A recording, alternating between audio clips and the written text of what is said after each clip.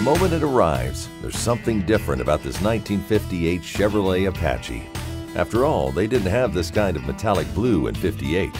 A recent high-end restoration breathed new life into the Chevy, a nice blend of vintage and modern. Under the hood lives a 350 V8 crate.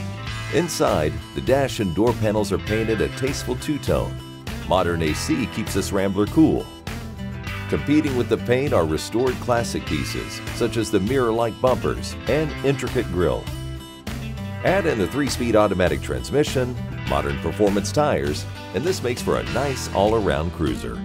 The ultimate weekend warrior.